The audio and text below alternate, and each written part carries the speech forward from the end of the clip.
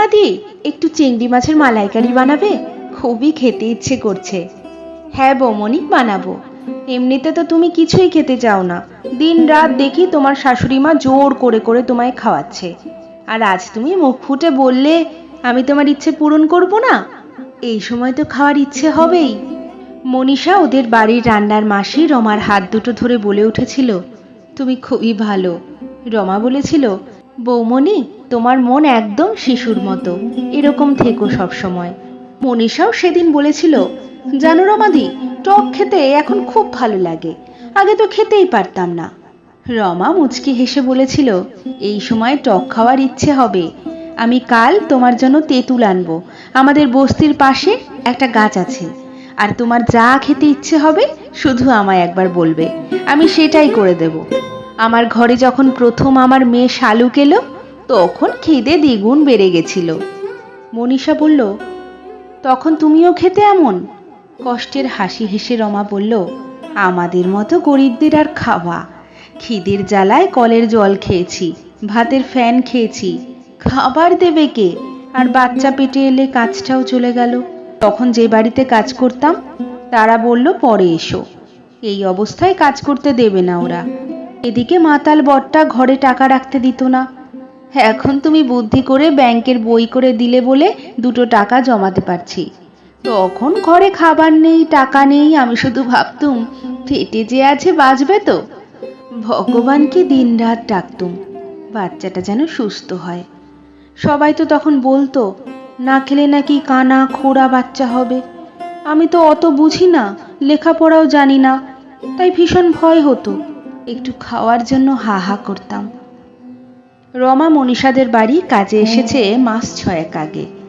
এ বাড়িতে লোক বলতে মনীষার শ্বশুর শাশুড়ি, মনীষা আর ওর বর দীপু। সারাদিন মনীষা আর ওর শাশুড়ি বাড়িতে থাকে। মাঝে মাঝে মনীষা কলেজ যায়, সে এখনো লেখাপড়া করে। আগেও রমা অনেক বাড়িতে কাজ করেছে, কিন্তু এ বাড়ির লোকজন একদম অন্যরকম। শাশুড়ি বৌমার সম্পর্ক একদম আলাদা অন্য সব বাড়ির থেকে। রমা দেখে মনীষার শাশুড়ি মা কখনো বৌমাকে খাইয়ে দিচ্ছেন, কখনো শাড়ি পরিয়ে দিচ্ছেন, কখনো মাথায় তেল মাখিয়ে দিচ্ছেন। শ্বশুর মশাইও ভীষণ মজার মানুষ। পুরো বাড়িতে সব সময় খুশি আর আনন্দ বিরাজ করে। রমা শুনেছে মনীষা মা মরা মেয়ে, তবে শাশুড়ি মায়ের আদর যত্ন দেখে মনে হয় সে অভাব অনেকটাই পূরণ হয়েছে। রমা প্রথমে বেশ কয়েক বাড়ির কাজের সাথে সাথে এ বাড়িতে বাসন মাজা আর ঘর মোছার কাজ করত। তারপর একবার ওদের রান্নার মাসি কাজ ছাড়তে রমা রান্নার কাজ করতে শুরু করলো। সেবার মনীষার শাশুড়ি মা বলেছিল, রমা, এবার থেকে তুই এই বাড়িতেই শুধু কাজ করিস, তোর যা মাইনে লাগে বলিস।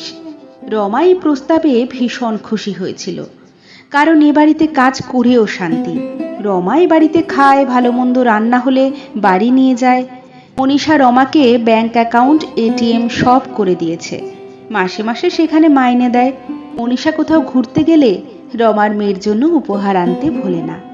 মাস 4 এইভাবে কাজ করার পর রমা শুনল যে তার প্রিয় বৌমনি মা হতে চলেছে। ও বাড়ির সবাই খুব খুশি, রমাও খুব খুশি। গিন্নিমা বলে দিয়েছেন, রমা, আমার পাগলি মেয়েটার খেয়াল রাখিস সারাদিন, যা ছটফটেও। দেখতে দেখতে মাসের পর মাস কেটে গেল। গিন্নিমা বললেন, এবার ধুমধাম করে সাধ দেব মনীষার। সেবার একা হাতে বৌমনির সব পছন্দের খাবার রেঁধেছিল রমা। বৌমনিও তৃপ্তি করে খেয়েছিল সেসব। সেবার গিন্নিমা বলেছিলেন, রমা ছিল তাই অনুষ্ঠানটা এত ভালোভাবে হলো, নইলে আমি নাজেহাল হয়ে পড়তাম। সেবার অতিথিরাও রমার রান্নার তারিফ করেছিল। রান্না করার পরিশ্রম সফল হয়েছিল রমার। কিন্তু বাচ্চা হওয়ার সময় মনীষা ভীষণ অসুস্থ হয়ে পড়ল। ও বাড়িতে গিয়ে রমা দেখল থমথমে পরিবেশ। সবার আলোচনায় যা বুঝল, বৌমনির অবস্থা ভালো নয়। গিন্নিমা কান্নাকাটি করছেন খুব।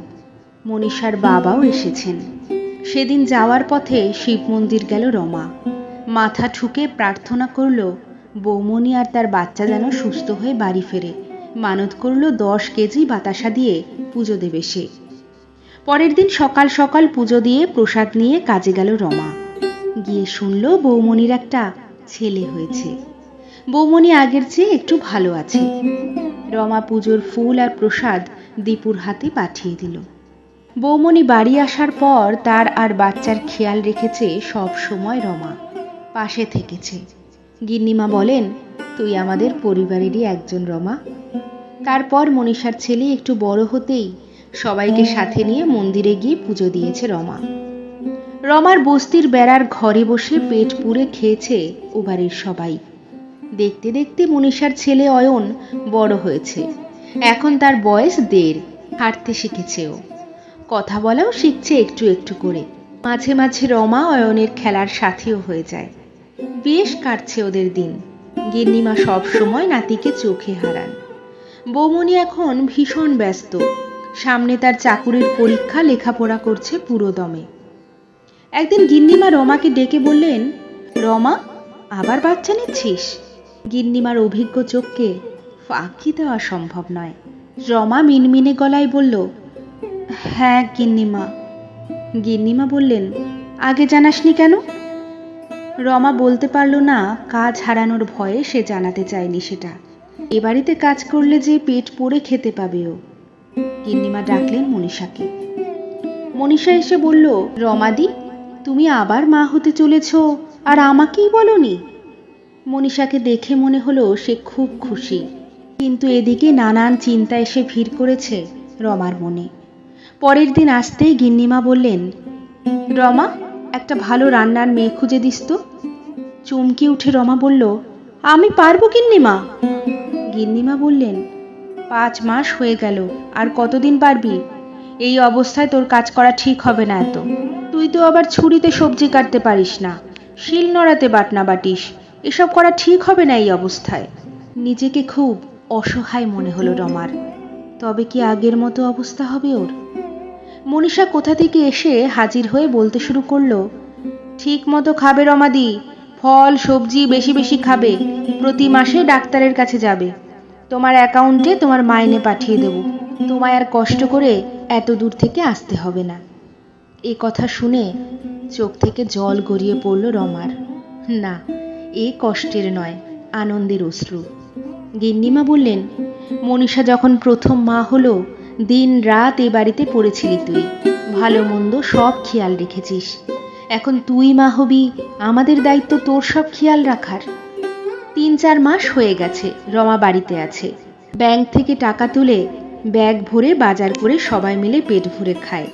নিয়ম করে ডাক্তারের কাছেও যায় সে। হঠাৎ একদিন রমার বর নগেন বলল, ও বাড়ি থেকে ফোন এসেছিল, তোর সাথে কথা বলবে ওরা। এর আগেও ও বাড়ির লোক ফোন করে খোঁজ নিয়েছে ওর। আজ ফোন করতেই শোনা গেল বৌমনির গলা। কেমন আছো রমাদি? বলছি সামনের রবিবার সবাই বাড়িতে থাকবো, আসবে একবার। রমা বলল, হ্যাঁ যাব বৌমনি। বৌমনি বলল, মেয়ে আর তোমার বরকে সাথে এনো, আর স্টেশন থেকেই রিক্সাতে আসবে, আমি ভাড়া দিয়ে দেব। আজ রবিবার, সকাল থেকে সারা বাড়িতে হই হই কাণ্ড।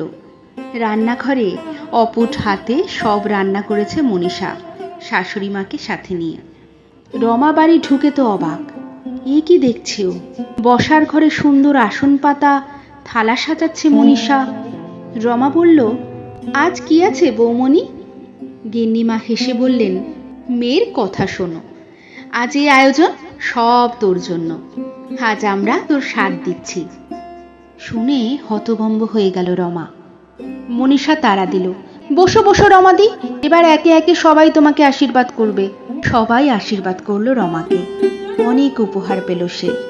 মনীষা ওকে খুব সুন্দর 2টো শাড়ি, আলতা, সিঁদুর দিল থালায় সাজিয়ে। পেট ভরে খাবার খেলো রমা। মনীষা বলল, কেমন হয়েছে রান্না রমাদি? আজ কিন্তু আমি সব নিজের হাতে রান্না করেছি তোমার জন্য।